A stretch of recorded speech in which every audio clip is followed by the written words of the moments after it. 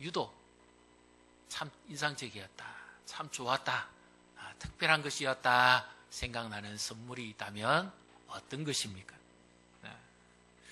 크리스마스 되면 많은 사람들이 카드도 주고받고 선물도 전달하고 그렇게 하지요. 감사의 표현이요, 또 고마움의 표현이기도 합니다. 그래서 이 선물은 주는 자의 마음이 거기에 담겨 있습니다. 그래서 많은 선물도 받으시고 또 성탄의 이 복도 누리시고 또 무엇보다도 오늘 가장 특별한 선물, 이 선물을 꼭 받으셔서 진정한 평안과 기쁨을 누리시기를 우리 예수님의 이름으로 축복합니다.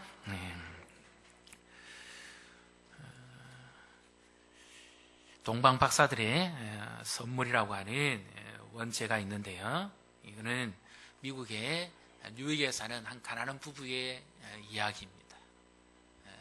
오 헨리라는 사람이 있어서 유독 인기가 있었죠. 이 남편 짐은 아내 델라의 그 사랑스러운 머릿결을 늘 바라보고 좋아서 크리스마스 이브 날에 그 선물로 아주 고급스러운 머리핀을 선물하고자 합니다. 그런데 돈이 없어서 자기가 물려받았던 그 고급 손목시계를 팔아서 그 머리핀을 삽니다. 그리고 또 이 아내 델라는 남편이 늘 고급 시계는 있는데 시계줄이 참 잘 어울리지 않아서 그 시계줄을 어떻게 하면 바꿔줄 수 있을까 하다가 자기가 가진 것은 없으니까 그렇게 남편이 좋아하던 머리카락 그것을 팔았어. 금빛 머리카락이겠죠. 그것을 팔아서 남편을 위해서 시계줄을 삽니다. 그리고는 이제 두 부부가 크리스마스 전날 밤에 아주 특별한 시간을 가지고 선물을 전달하기 위해서 만나기로 했습니다. 만나고 보니까 멋진 시계줄을 산 아내에게는 남편이 전달해줄 머리핀이 필요가 없게 됐어요. 머리를 다 잘라버렸으니까. 또 아내가 시계줄을 사왔는데 남편이 그 고급 시계를 팔아버렸으니까 이 선물은 필요가 없게 됐습니다. 서로 주고받은 건 없지만 가장 큰 선물을 주고받았죠. 어떤 겁니까? 부부가 서로를 위해주는 마음 하나는 주고받은 겁니다. 물질적인 선물도 좋지만 마음에 담겨있는 진정한 선물, 이 선물은 얼마나 더 귀한 것일까요? 사랑할 수만 있다면, 하나 될 수만 있다면 이것보다도 더 귀한 선물은 없을 겁니다. 사랑은 그 어떤 것하고도 바꿀 수 없는 고귀한 선물이죠. 부모의 사랑은, 자녀를 향한 그 희생의 선물은 이 세상에 그 어떤 물질로 가지고도 보상할 수가 없을 겁니다. 또 사람과의 사람도 역시 마찬가지죠. 이 놀라운 사랑. 자, 오늘 성경의 말씀은 하나님이 우리를 사랑하셔서 우리에게 주시는 아주 특별한 선물을 말씀하고 있습니다. 성탄절. 제가 어떤 아이에게 물었습니다. 성탄절이 무슨 날이지? 그러니까 성탄절은 성탄절이에요. 그럼 크리스마스는 무슨 날이에요? 크리스마스는 크리스마스예요. 그러면 성탄절과 크리스마스는 무슨 차이가 있냐? 영어 차이지요. 그러면 누가 탄생하셨으니까 성탄이라고 그러지 않아요. 모르겠어요. 선물 받는 날이에요. 선물에만 관심이지 내용은 전혀 관심이 없습니다. 성탄, 예수님이 사람의 몸을 입고 이 땅에 탄생하신 날을 해서 성탄이라고 그러죠. 크리스마스, 예수님이 이 땅에 우리를 위해서 오신 날입니다. 자, 하나님은 사람을 아주 아름답게 지으셨습니다. 성경에 보면 하나님이 사람을 어느 정도 사랑하고 고귀하게 지으셨는가 하면 하나님보다 조금 못하게 지었다 그랬습니다. 다른 짐승들하고 다르게요. 하나님은 유독 그 사람을 사랑하고 하나님이 성경에 말씀해 보면 깊이 생각한 끝에 하나님의 가장 좋은 점만 닮을 수 있도록 해서 사람을 만드셨다는 거예요. 그래서 짐승들과 다르게 이 사람은 하나님을 아는 지식이 있었습니다. 하나님과 함께 할 때 가장 기쁘고 즐거운 그런 삶을 살아갈 수가 있었습니다. 그런데 문제는 사람이 이 하나님의 말씀을 불순종함으로 말미암아 죄를 얻게 되었고 타락한 순간부터 하나님을 떠나게 됐습니다. 그래서 하나님을 알지 못하게 된 거예요. 하나님을 알지 못하는 인생은 뭔가에 끌려서 살고 매여서 살아갑니다. 이제 성탄이 되고 새해가 되면 우리는 어떤 좋은 징조를 기대하지 않습니까? 길조인지 흉조인지. 그래서 길조는 받아들이고 싶고 흉조는 피하고 싶은 이런 우리의 마음의 가장 깊은 곳에 이런 것이 있습니다. 그것은 바로 하나님을 잃어버린 사람들이 가지고 있는 두려운 마음이에요. 내 미래가 어떻게 될지 염려하고 걱정합니다. 그래서 사람은 이제 뭔가에 매여서 살 수밖에 없게 됐습니다. 그것이 무엇인가 하면 오늘 성경에는 바로 예수님이 탄생하신 목적을 바로 이와 같이 말씀하시죠. 자, 우리 31절 우리 같이 한번 읽어보겠습니다. 보라, 내가 잉태하여 아들을 낳으리니 그 이름을 예수라 하라. 아멘. 그 이름을 예수라 하라 이렇게 말씀하고 있습니다. 예수, 순수 우리말로 번역하면 구원자라는 뜻입니다. 예수의 이름 자체가 구원이라는 것입니다. 이 세상에 우리 타락한 인류와 범죄한 사람들에게 유일하게 구원을 줄 수 있는 이름을 가지신 분은 이 예수님 한 분밖에는 계시지 않습니다. 태어나실 때부터 이름을 벌써 정해서 예수라고 천사가 일러줍니다. 마리아에게. 그럼 사람은 어떻게 사는 것이 가장 평안하고 복되게 살까요? 성경에 보면 모든 사람은 한 번은 태어나고 그 위에는 다 심판을 받는다 그렇게 말씀합니다. 그래서 죄값은 사망인데 바로 죄악의 종로로 가게 되는 거예요. 하나님을 떠나버린 인생은 전부 죄에 매여 살아가게 됩니다. 예를 들면 이렇게 말씀드릴 수가 있어요.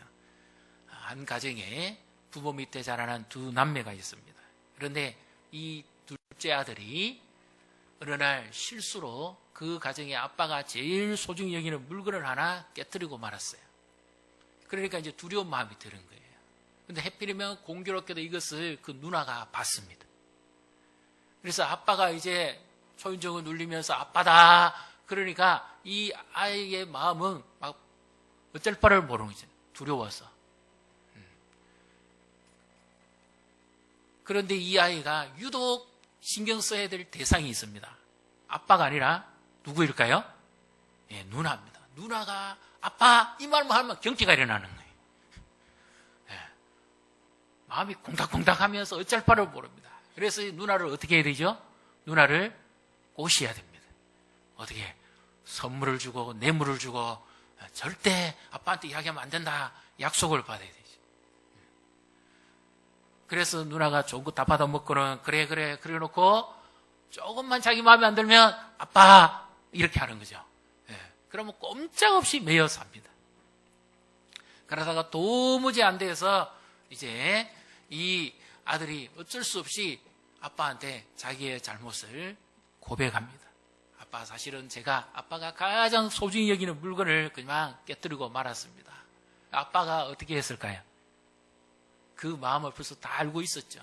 진작에 이야기했었으면 그 마음 고생하지 않아도 되고 또 무엇을 안 해야 됩니까? 누나의 눈치 안 봐도 되고 누나에게 종처럼 매여 살지 않아도 되는 겁니다. 자유하게 살 수 있었던 거지. 우리 인생이 꼭 마찬가지입니다. 성경에 보면 우리는 다 죄의 종로를 한다 그렇게 말합니다. 죄를 가지고 있는 사람은 죄에 끌려 살 수밖에 없어요. 죄를 벗어날 수가 없습니다.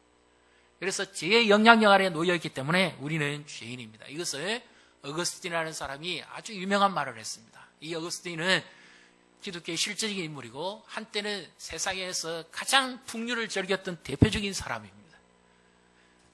그는 10대에 사생활을 낳은 사람입니다. 세상의 온갖 즐거움을 다 누려봤던 사람입니다. 그런데 그가 어느 날 이 예수님을 만나고 난 다음에 고백록이라는 바로 거기서 이렇게 고백합니다. 왜 이렇게 내 마음은 내가 다스리지 못하는가? 대간절 이 내 마음을 이렇게 움직이는 이것은 어디서부터 과연 나왔느냐? 내가 아무리 떨쳐버리고 싶어도 떨칠 수도 없고, 나는 마음에 착하고 좋은 것을 하기를 원하는데 나도 모르게 마음에 악함이 있고 죄를 질 수밖에 없게 만드는 이것은 어디서부터 과연 나타나느냐? 한참을 고민합니다. 세상의 즐거움 다 누려보고 온갖 못된 짓 다 해보고 죄인의 대표라고 할 만큼 살아봤던 그가 비로소 깨닫습니다. 아, 내 인생은 내 마음대로 할 수가 없는 거구나. 내가 아무리 착하게 살고 싶어도 그렇게 할 수가 없는 거구나. 그래서 그가 비로소 자기의 죄인됨을 고백합니다. 그리고 예수님을 그의 구주로 영접을 하죠. 예수님, 그 이름처럼 우리를 구원하시는데 무엇으로부터의 구원일까요? 가난으로부터의 구원, 정치적 압제로부터의 구원, 이런 것도 필요합니다만, 그러나 가장 근본적인 구원, 죄의 사슬에부터 구원인 줄로 믿습니다. 죄에서부터 자유케 되는 사람만이 진정으로 기쁨을 누리고 평안을 누릴 수가 있는 것이죠. 그래서 예수님은 그 당시에 로마 황제도 줄 수 없는, 어떠한 군왕도 줄 수 없는 사람의 가장 깊은 내면에, 영혼의 가장 고통스러운 것, 바로 그 죄의 문제를 해결하시기 위해서 이 땅에 오신 하나님의 아들이신 줄로 믿습니다. 사람 속에 죄가 들어오면 모든 것을 다 파괴시킵니다. 하나님이 그렇게 복된 인생을 지었던 이 사람도 죄로 말미암아 죽음에 이르게 됩니다. 그리고 부부도 죄가 들어오면 갈등이 생겨요. 서로 마음에 들지 않는 행동을 하면 고통이 옵니다. 평화가 깨집니다. 사랑이 식어버려요. 서서히 다른 길을 걷기 시작합니다. 위기가 오는 거죠. 부모, 자녀도 마찬가지입니다. 죄가 들어오면 모든 관계가 다 깨어집니다. 죄가 들어오면 나 자신과의 관계도 다 깨집니다. 죄가 들어오면 물질과의 관계, 환경과의 관계도 다 깨어져 버립니다. 이 죄를 지은 사람들이 에덴 동산에서 영원히 살 수 없어서 하나님이 추방해 버립니다. 죄가 들어오면 모든 것을 다 잃어버립니다. 그래서 죄가 왕노릇하게 내버려두면 끝내 죄에 매여 살다가 죄인으로 낙인 찍혀서 영원 멸망받게 되는 거죠. 그런데 예수님이 바로 이 죄에서부터 우리를 자유케 합니다. 진리만이 죄에서부터 자유하게 할 수 있습니다. 예수님만이 진정한 이 죄값을 대신 짊어지시고 희생 제물이 되신 우리의 구원자인 줄로 믿습니다. 그래서 성경은 주 예수를 믿으라, 그리하면 너와 내 집이 구원을 받으리라, 그렇게 말씀합니다. 왜냐하면 우리로서는 의로움이 없는 거예요. 성경이 말하는 죄라는 것은 도둑질하고 살인하고 강간하고 이런 것을 말하는 것이 아닙니다. 가장 근본적인 죄가 하나님을 떠나버린 것을 죄라고 그럽니다. 그리고 예수님은 말씀하셨습니다. 지나가는 여자를 보고 음욕을 품으면 저 사람하고 벌써 간음했다. 형제를 보고 놀다 가려라 그러면 살인죄를 저질렀다. 아니, 내가 지금 죽이지도 않았고 해롭게 하지도 않았는데 왜 그게 죄라고 그럽니까? 죄는 그것도 드러나는 것만이 죄가 아니라 사람의 생각과 동기와 숨은 것까지 전부 다 죄가 됩니다. 이렇게 본다면 우리 중에 죄 안 짓는 사람은 한 사람도 없을 겁니다. 죄에서부터 진정한 자유를 누리는 사람은 한 사람도 없을 거예요. 우리는 살아가면서 순간순간 죄를 짓게 됩니다. 마음에 분노가 일어나고 용서하지 못하고 선을 행해야 될 줄 알면서도 그렇게 살지 못합니다. 그러니 힘이 없습니다.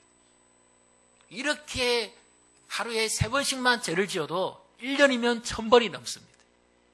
요즘은 90은 사신다 그러니까 90평생 하루에 3가지 죄만 딱 짓는 사람이 죄를 지으면 실증적으로 형사법정에서 죄가 몇 가지가 될까요?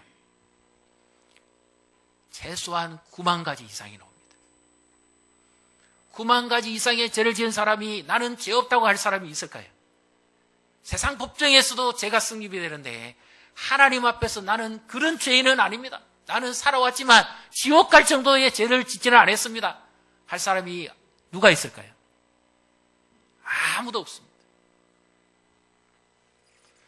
그래서 사람으로서는 이 죄의 문제를 해결할 수가 없습니다. 그래서 하나님께서 하나님의 선물을 우리에게 주시죠. 바로 예수님이 바로 이 인간으로서는 아무도 해결하지 못하는 죄의 멍에를, 죄의 사슬을 끊게 하시고 우리를 진정한 그 죄로부터 자유케 하시는 줄로 믿습니다. 하나님의 진노를 예수님 자신이 십자가에서 대신 받으셔서 우리를 향한 진노를 자신이 받으시고 죄의 형벌을 지불하시고 대신 죽임을 당하신 거죠. 그래서 예수님이 십자가에서 마지막 달리실 때 하신 말씀은 다 이루었다 그렇게 말씀하셨어요.